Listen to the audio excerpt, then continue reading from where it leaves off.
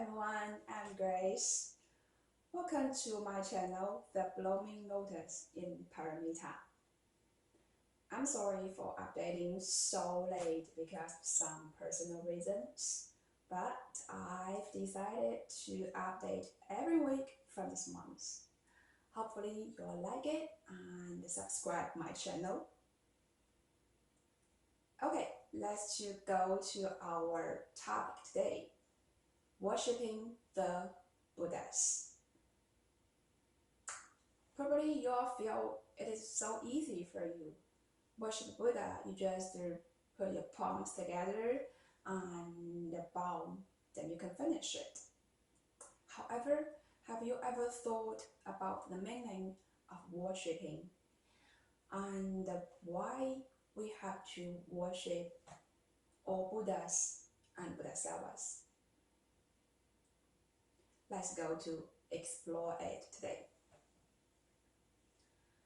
According to the Avatasaka Sutra, Bodhisattva Samantabhadra told the Sudanan, "Good man, to worship and respect all Buddhas is explained like this.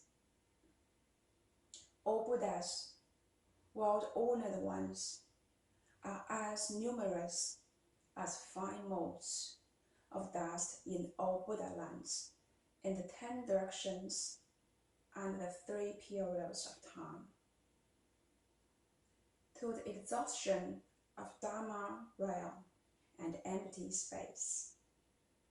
Because of the power of universal worthy Bodhisattva's conduct and vows, I have a mind of deep faith and understanding of them as if they were before my eyes. With my behavior, speech, and mind karma completely pure, I constantly worship and respect them. In each and every place where there are Buddhas, I manifest bodies as numerous as fine motes of dust in innumerable numbers of Buddha lands. Each and everybody everywhere worships and respects Buddhas as many as the fine motes of dust in innumerable numbers of Buddha lands.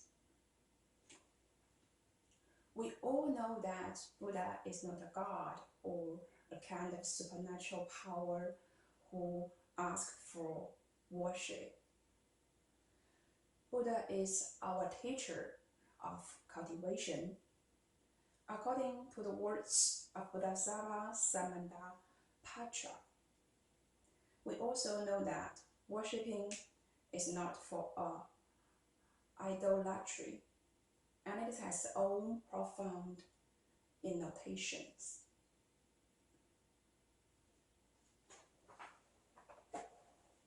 First of all, why should we worship all the Buddhas, and why Bodhisattva Samantabhadra said that worshipping Buddha requires deep conviction as if Buddha present at the moment.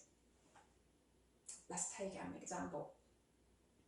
Say you keep gaining some weight. One of your friends told you that you should eat more vegetables. You probably think, wow, you're just trying to be mean to me. You know nothing. Then one day, your doctor told you that, for your weight consideration, you have to stick on a diet. Then you will definitely consider that as a serious problem. Why? Because we trust the doctors. We believe that the doctors are professional enough to take care of our health. Then naturally we follow their instructions, we respect them. When we're talking about Buddha and Buddha's teaching, is the same thing. As long as we can trust that Buddha and Buddha's teaching are marvelous enough to change our life and karma, we will naturally respect him from our heart and follow his teachings. Secondly, worshipping Buddha could be a great idea to show respect and illuminate our self-ego. As the saying goes, the truly Dharma should be sought from a truly respect. Think about that. If we have a Buddha in our heart, our behavior and speech and mind would naturally become clear, like a Buddha. However, our problem is we barely have enough devotions. We always judge and think, which makes distinction of good from evil, causes all kinds. I remember a story from Platform Sutra. There was a young monk who left home at 7 years old. He was so famous because he had recited more than 3,000 times of Dharma Flower Sutra before he came to visit Master Huineng.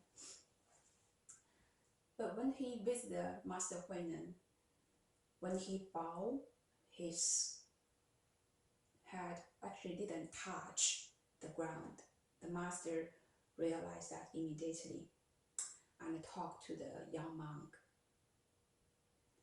Since worshipping and bowing is a way to subdue our self-ego, why your head didn't touch the ground? There must be something on your mind, young man. What are you practicing? Then the young monk said, well, I've recited more than 3,000 times of Dharma Flower Sutra. The master smiled and said a verse to the young monk. As bowing, basically to cut our organs, why don't you touch your head to the ground? When you possess a self, offenses arise. But forgetting merit brings supreme blessings. The patriarch knew that there must be some obsessing and self-ego in this young monk's mind, which could make him stuck by his own karma. Therefore, worshipping Buddha, which is initially to build a devotion. If we always judge people on things like, well, I look so great, I didn't do anything wrong, it must be somebody's fault. I'm the first one come to the temple to worship Buddha, and those people are lazy, they're not coming yet, etc. Those are our obsessions, not devotion. Then the young monk heard this verse and he could not help to cry. At the moment the words were spoken, he attained a grateful enlightenment. And he said to the master, until today, I have never actually turned the Dharma flower. Instead, the sutra turned me all the time. Then he also wrote a verse to the master to show his appreciation.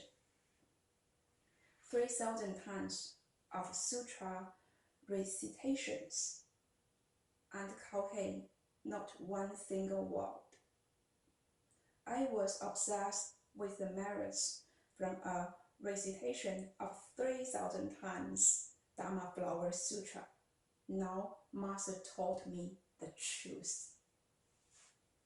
My obsession and self-ego were eliminated so that my true heart can correspond to the Dharma. I finally know how to recite Dharma Flower Sutra. It's beautiful, isn't it? And we can easily learn the principle here to understand how to worship Buddha.